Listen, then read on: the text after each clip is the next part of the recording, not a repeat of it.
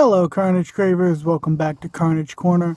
I am Ken Carnage. I'm coming to you from an undisclosed location. So, this is going to be part 2 of the Batman v Superman review. Last time, we'll go ahead and just start up. We'll talk about Amy Adams and her portrayal of Lois Lane. First off, I've heard people complain that the dialogue between her and Superman was, seemed forced, or that it just wasn't believable. I didn't find that to be the case at all. The relationship, the dynamic, the lines of conversation between Amy Adams as Lois Lane and Henry Cavill Superman felt, very much like Lois Lane and Superman. It's, so it was very, very believable. The only thing I could really say about the character Lois Lane is I felt like she was in this movie too much. There were points where I just kind of felt like, why is Lois there? She's kind of in the way, to be honest. Why is she there? That's like one of the only things. Talk about Henry Cavill's Superman. I love Henry Cavill's Superman. Now, I'm not a big Superman fan. For the most part, I think Superman's kind of a douche. But I like Henry Cavill's portrayal of Superman because, I just feel like Henry Cavill's portrayal works much better. So he's bringing a lot of struggle to the role, which I kind of like, because they've always shown Superman as being rather pompous and arrogant, and he does come off that way. His way is the right way, yada yada. But at the same time, they do show those moments of where he's wondering, should I even be doing this? They did a good job of that in Man of Steel. They did a good job of that here in Batman v Superman. I really, really, really enjoyed, the way Cavill portrays Superman. And then going into something that I was really worried about, which was Ben Affleck's portrayal of Batman. I was so worried. If you've followed me for any length of time, you've heard me say for a long time, though, that I thought Ben Affleck was a bad idea. And I've been saying for a while now that I hope he proves me wrong, and I'm happy to say he does. He proves me wrong. He's an awesome, awesome Batman. He did a spectacular job, all the way down to the little bit of, when he's Bruce Wayne and he's, a little bit of sly sarcasm, whatnot. The way he came off as Bruce Wayne was great, and the way he came off as Batman was even better. I was impressed with the underlying boiling rage. You can tell. It's subtle, it's not over the top, and God does it work. And so I was very, very happy with Ben Affleck's portrayal as Batman. I was very pleasantly surprised by it. So go ahead and at the beginning of the movie, we start off, obviously we start off, we see the Waynes die and that stuff. But when we first meet Bruce Wayne, we were meeting Bruce Wayne during the battle at the end of Man of Steel, and we see it not from the point of view of Superman, but from the point of view of someone on the ground. We see it from the point of view of someone in the hectic fray, and it's insane. It's nuts, and it was really, really cool, and it really humanizes the destruction that happened at the end of Man of Steel, and really sets up the premise for why Batman wants to eliminate Superman and why that is. Go ahead and skip around a little bit. A lot of things happen. We meet Bruce. We see the dynamic between Bruce and Alfred, which is really good, as I've said before. Just a couple of keynotes in no particular order. The bombing of the Capitol building with Superman inside.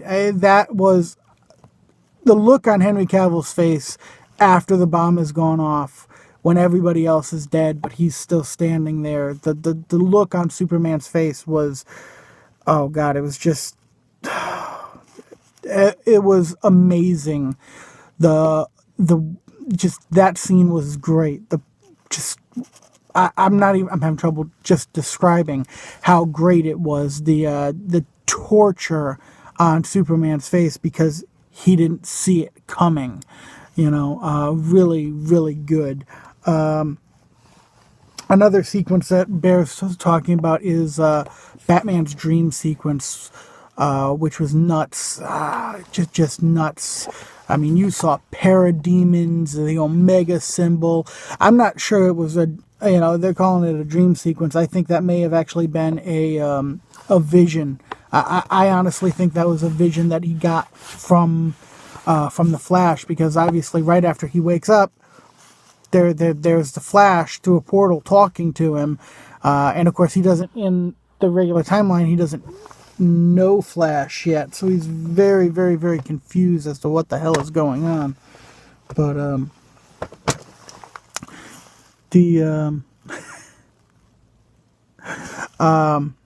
God, but I've heard a lot of people complain about Batman's killing. He snapped that dude's neck. Listen, Batman's no-kill rule has really been turned into something that it never was. Batman does not kill. Batman does not murder. Okay? Yes, if the bad guy's shooting at Batman and Batman blows up his car, well, that bad guy might not survive. But really, that's the bad guy's fault, not Batman's. Okay? If the bad guy throws a grenade at Batman, and Batman knocks it back into the room with the bad guy, and the grenade goes off and kills the bad guy, well, that's not Batman's fault either. That is the bad guy's fault. He threw the damn grenade. Okay? The only person that Batman actually physically killed was the guy in his dream, which was A, a dream, and B, he's outnumbered, outmanned. He's going to die. Yes, he snapped somebody's neck. Guess what? It was a war scenario. And I'm not sure if any of you realize what goes on, but in a war, people die. It's unfortunate, but there's no way around that. So I think a lot of people are putting a little too much on the whole Batman kills. It's not like Batman's walking around with an Uzi going, oh, yeah, he's not doing that. Okay? That's not what it is. It's really getting blown out of proportion. The dream, totally, totally intense.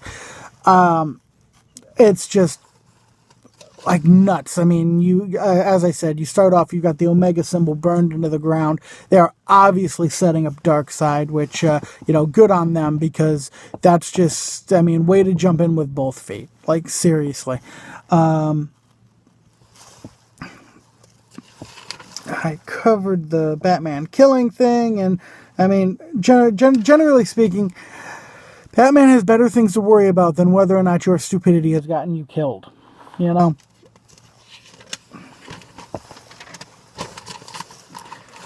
Couple of final thoughts here. Talk about the fight between Batman and Superman. The actual fight between them was the highlight of the film. It was just awesome. So good.